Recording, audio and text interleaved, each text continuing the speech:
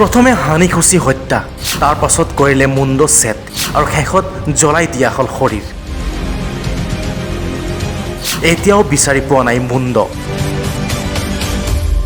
নৃশংস, অমানৱীয়, বৰ্বৰ, জঘন্য হত্যাকাণ্ড।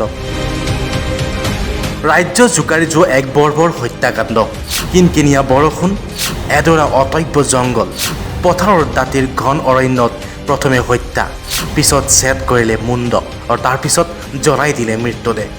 ঢকুৱাখানাত হানি খুচি হত্যা কৰা হ'ল জেজেএমৰ ঠিকাদাৰ সুনীল গগৈক। এডৰা চুমনিত চোকা অস্ত্ৰৰে হানি খুচি মাৰধৰ কৰি হত্যা কৰাৰ পাছত জ্বলাই দিয়া হ'ল জেজেএমৰ ঠিকাদাৰ সুনীল গগৈৰ মৃতদেহ। আৰু তাৰ উপৰিও অতি বৰ্বৰভাৱে কাটি লৈ যোৱা হ'ল সুনীল গগৈৰ মুণ্ড। ঢকুৱাখানা সাপতীয়া চেতিয়াগাঁও নাহৰণি চাপৰিত সংঘটিত এই বিভৎস গাৰ নোম শিয়ৰি উঠা ভয়ংকৰ হত্যাকাণ্ড। সুনীল গগৈ ওৰফে গুটিল নামৰ জেজিএমৰ এজন স্থানীয় ঠিকাদাৰ লোমহৰ্ষকভাৱে হত্যা কৰি জ্বলাই দিলে মৃতদেহ। এতিয়াও আৰক্ষী বিচাৰি পোৱা নাই সুনীল গগৈৰ মুণ্ড। ঘটনাস্থলীত পোৱা উপস্থিত শিক্ষামন্ত্ৰী ৰণোজ পেগু, লখিমপুৰ জিলা আৰক্ষী অধীক্ষকৰ লগতে আৰক্ষীৰ উচ্চস্তৰীয় বিষয়ববীয়াৰ দল। ইতিমধ্যে ফৰেনচিকৰ দল ঘটনাস্থলীলৈ ৰাওনা হৈছে। সমান্তৰালভাৱে দেশৰ আগশাৰীৰ অনুসন্ধানকাৰী দল CIDও ঘটনাস্থলীলৈ যোৱাৰ ইংগিত পোৱা গৈছে। আৰক্ষীয়েও আৰম্ভ কৰিছে তীব্ৰ অভিযান। স্থানীয় লোকৰ ভাষ্য আৰু আৰক্ষীৰ ক্ষীপ্ৰ অভিযানৰ অন্তত জালত পৰাৰ সম্ভাৱনা ধৃত হত্যাকাৰী। আমি ৰাতি প্ৰায় 2টা বাজি পাছতে গম পালোঁ। সেই সময়ত বতৰটো খুব বেয়া আছিলে, কিন্তু বতৰ ধুমুহা আৰু বৰষুণৰ কাৰণে আমি ইয়ালৈ আহিব পৰা নাই।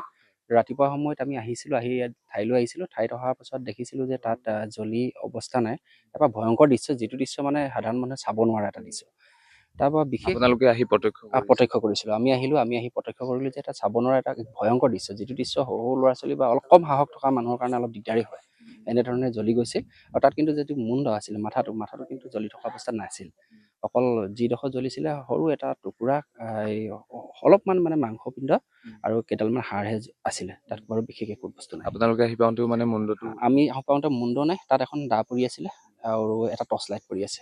চপলযোৰ তেওঁৰ ভাগৰ প্ৰায় 20 মিটাৰমান দূৰত্বত চপলযোৰ তেওঁৰ ভাগৰ পৰি আছে।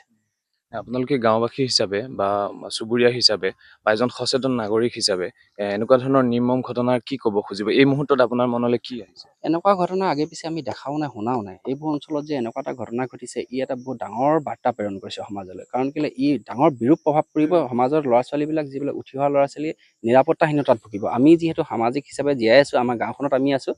আমাৰ গাঁৱত আজি ৰাতি এতিয়া কোনোবা বাহিৰলৈ ওলাবলৈ ভয় কৰা নিচিনা অৱস্থা হৈছে। যিটো ঘটনা হৈছে কালিলৈ যদি আজি ৰাতি যদি আমি কোনোবা অকলশৰীয়াকৈ কোনোবা থাকোঁ, আমি ভয় কৰিম আজি। যদি এনেধৰণৰ ঘটনা সংঘটিত হৈ থাকে বা এনেকুৱা ধৰণৰ গাঁৱত আহি যিহেতু পাইছে, আমি গাঁৱলীয়াই যদি নিৰাপত্তাহীনতাত ভুগি থাকোঁ, তেন্তে চৰকাৰক দাবী জনাইছোঁ যে এই বিষয়বিলাকৰ ওপৰত উচিত তদন্ত হওক, দোষীক উচিত শাস্তি দিয়ক, যাতে দুনাই এনেকুৱা কাম কৰিবৰ কাৰণে দোষীয়ে ভয় কৰে। এই মুহূৰ্তত নিশ্চিতভাৱে প্ৰশাসনৰ লোক এই প্ৰশাসনৰ লোক আহিছে, তেওঁলোকে তদন্ত কৰি আছে। ৰাতিপুৱাৰ পৰা তেওঁলোকে লাগি আছে, কিন্তু এতিয়ালৈকে কোনো প্ৰুফ উলিয়াব পৰা নাই। যিহেতু তেওঁলোকে কোনো প্ৰুফ থৈ গৈছে বা এৰি থৈ যোৱা কোনো ধৰণৰ নাই, অকল দাখনৰ বাহিৰে আমি দেখাত। কিন্তু পিছৰ পৰ্যায়ত কি হয় আমি দেখি পাম, তেতিয়া ভাল লাগিব। পুনৰবাৰ ক'ম যে মানৱ সমাজক লজ্জানত কৰা এক নিৰ্মম হত্যাকাণ্ডই জোকাৰি গৈছে ঢকুৱাখানাৰ লগতে ৰাজ্যবাসীক। আৰু ইয়াৰ পাছতে প্ৰশাসনে তদন্তৰ দ্বাৰা কিদৰে এই হত্যাকাণ্ডৰ আচলতে হত্যাকাৰীক বিচাৰি উলিয়াবলৈ সক্ষম হয়, সেয়া হ'ব লক্ষণীয়। ঢকুৱাখানাৰ পৰা বিশ্বজিৎ কোচ, খবৰ.com।